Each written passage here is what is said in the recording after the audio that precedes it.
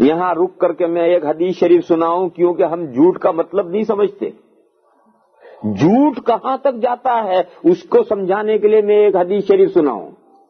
ایک مرتبہ ایسا ہوا کہ حضور اکرم صلی اللہ تعالی علیہ وسلم نے دیکھا کہ ایک عورت ایک بچے کو مٹھی بند کر کے بلا رہی ہے کہ آجا آجا لے لے لے لے لے.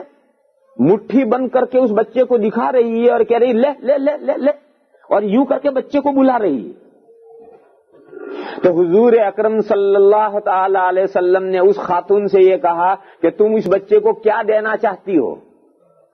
جو مٹھی بند کر کے بتا رہی ہو کہ لے لے لے لے، تو کیا دینا چاہتی ہو؟ تو اس عورت نے مٹھی کھولی تو اس کی مٹھی میں کھجور تھی، اور یہ کہا کہ یا رسول اللہ یہ کھجور ہے، یہ میں اسے لینا چاہتی ہوں.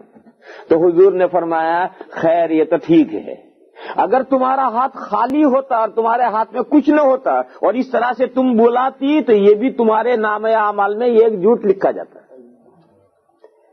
یہ تو ٹھیک ہے تمہارے ہاتھ میں کھجور ہے اور تم واقعی دینا چاہتی ہو، لہذا آپ جھوٹ نہیں ہوا، لیکن ہمارے معاشرے میں تو یہ ایسا جھوٹ چلتا ہے.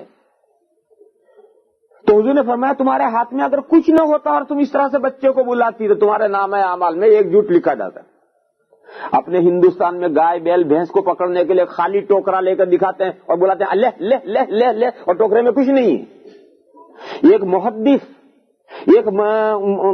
محدث کے یہاں حدیث شریف لینے گئے تو وہ گھوڑے کا توبڑا، خالی توبڑا لے کر گھوڑا چھوٹ گیا تھا تو اسے دکھا رہے لے لے لے، اور گھوڑا آیا تو انہوں نے پکڑ لیا اور توبڑا پھینک دیا، توبڑے میں کچھ نہیں تھا.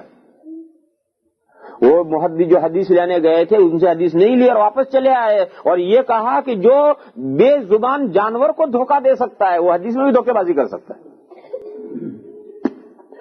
تو میرے بھائیوں اور میری بہنوں، دھوکے بازی اور جھوٹ کا دائرہ یہاں تک جاتا ہے.